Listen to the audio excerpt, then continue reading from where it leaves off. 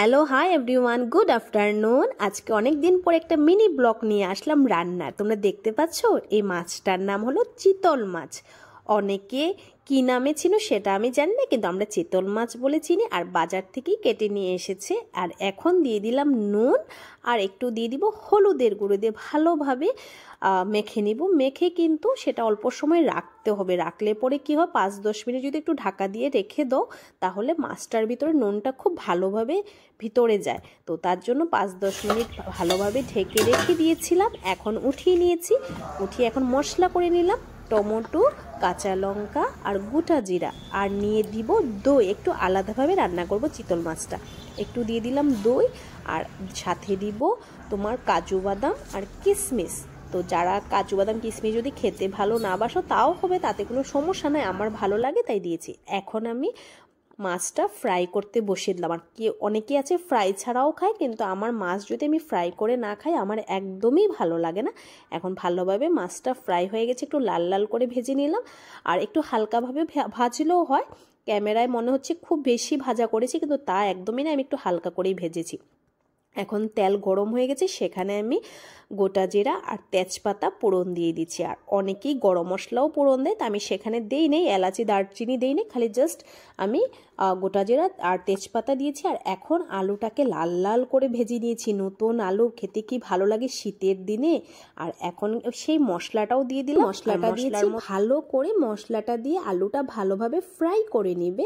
যত ফ্রাই হবে তত খেতে আরও টেস্ট হবে। আর এখন কাজু বাদাম কিশমিশটা আমি গরম জলে ভিজিয়ে রেখেছিলাম, সেটা নরম হয়ে গেছে। এখন কিন্তু মশলার সাথে আমি একটু ফ্রাই করব কাজু কিশমিশ, না হলে কিন্তু খেতে ভালো লাগবে না। যদি নামানোর আগে আমি যদি কাজু আর কিশমিশটা দিই স্মেলটা ভালো আসে না। তাই একটু মশলার সাথে চেষ্টা করবে ফ্রাই করে নেওয়ার।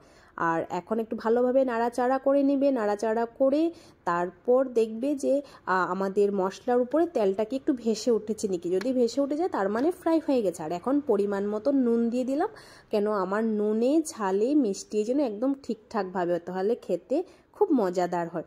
তো এখন আমার নুন আমি যতটুকু পরিমাণে খাই ততটুকুই দিয়েছি। তোমাদের যার যার যেরকম মুখের রুচি সেইভাবে দিবার। এখন রান্নার যে আমার মেন জিনিস সেটা হলো চিনি। চিনি যদি আমি তরকারিতে না দিই আমার রান্না কিন্তু কমপ্লিট হয় না। আর কারা কারা সব কিছুর মধ্যে চিনি খাও সেটা কিন্তু আমাকে কমেন্টে জানাবে। আর ঠান্ডার দিনে তো সবজি টবজি সব কিছুর মধ্যে চিনি না দিলে সেটা কিভাবে যে মানুষ খায় আমি জানি না, আমি তো একদমই পারি না। সাথে মাছটা কিন্তু মশলাতে দিয়ে একটু ফ্রাই করে নিলাম। একটু আস্তে আস্তে নাড়াচাড়া করবে, না হলে কিন্তু মাছগুলো ভেঙে যাবে। কেন আমি একটু হালকা ফ্রাই করেছি তো, তাই মাছটা ভাঙার অনেকটাই ভয় থাকে। তো এখন আমি গরম জল করে রেখেছিলাম। এখন মশলাতে দেখতেই পেরেছো তেল উঠে গেছে। এখন আমি জল দিয়ে দিব। জল দিয়ে মোটামুটি 15-20 মিনিট রাখলেই আমার রান্না কমপ্লিট হয়ে যাবে। বেশি সময় রাখতে হবে না, যেহেতু আমি গরম জল দিয়েছি। আর এখন রান্না প্রায় আমার শেষ, তাই এখন আমি নামানোর আগে দই দিয়ে দিব। আর কেউ যদি চাও দই খেতে ভালোবাসো না, দই না দিলেও হবে। আর টক দইও দিতে পারো, মিষ্টি দইও দিতে পারো। অনেকেই আছে টক দই দেয়, তো আমি যেটা দিয়েছি সেটা কিন্তু একটু টক, এত একটা মিষ্টি না। আর এখন দেখতে পাচ্ছ আমি গরম মশলা দিচ্ছি।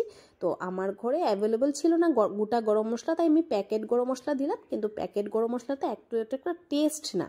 চেষ্টা করবে বাজার থেকে খোলা যেটা কিনে পাওয়া যায় এলাচি দারচিনি, সেটা কিনে একটু পেস্ট করে দেওয়ার। আর খেতে কিন্তু অনেক টেস্ট হয়েছিল। দেখতেই তো পাচ্ছ কত সুন্দর হয়েছে, দেখার থেকে খেতে আরও বেশি টেস্ট। আর লাইক কমেন্ট শেয়ার করতে কিন্তু একদমই ভুলবে না।